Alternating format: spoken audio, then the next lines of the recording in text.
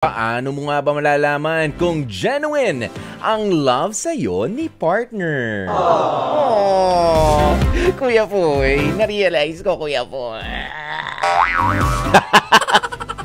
Kuya Poy naman, yung tanong mo naman yan tuloy. Nalaman ko tuloy. Hindi talaga genuine. Oh, yung love ng partner. Sa lahat ng mga napaisip, Oh, love daw niya ako kaso sinasabi niya lang, hindi niya naman pinaparamdam. Iyan lang.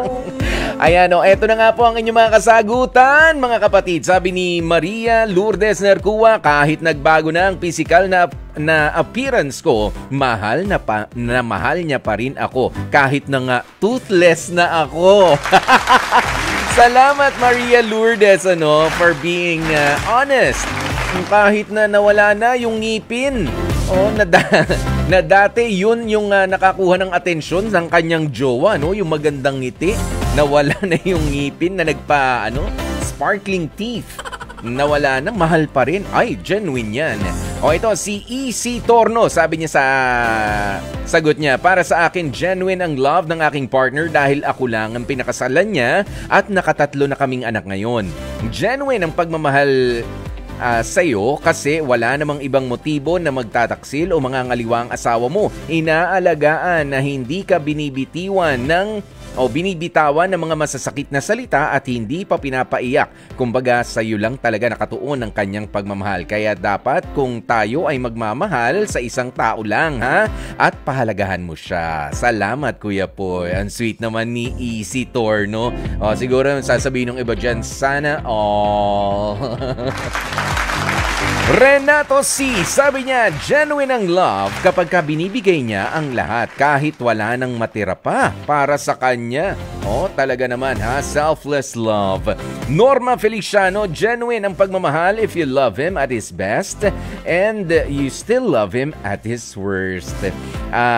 Kaya mo siyang i-forgive kahit pa nga nagkamali siya ng paulit-ulit. You love not only him, pati lahat ng mga taong mahal niya rin. Ganoon. Si Maxine Tolentino, sabi niya, yung todo effort siya sa partner nila, yung suporta siya sa lahat ng bagay, pero dapat alam ng bawat isa ang limitasyon. Yung lagi siyang naglalambing para lagi rin silang masaya. Sheila Marie Celeste, genuine ang love sa'yo ng iyong partner kung nakatuon lamang ang pagmamahal niya sa'yo at hindi kanya sinasaktan at hindi kanya iniiwanan. Nag-e-effort siya na ikaw ay mapasaya at ang kasiyahan mo ay kasiyahan niya na rin.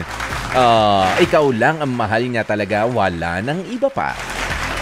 Si Diamond Black Whiskey, wala nang ganun sa ngayon.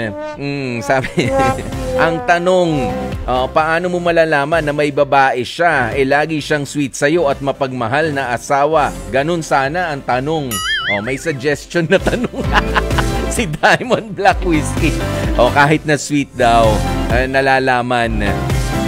Paano malalaman kung meron siyang ibang karelasyon?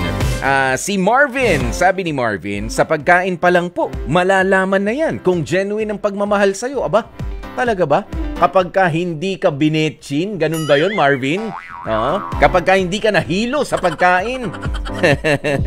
Ayan, si Richard Carion, sabi niya, alamin kung hanggang saan ang paninindigan o pagpapahalaga niya para sa iyo. Ang minimithi ng genuine na pagmamahal ay hinahangad hindi lamang ang pansarili, kundi ang hinahanap nito ay yung pangangailangan ng kanyang partner.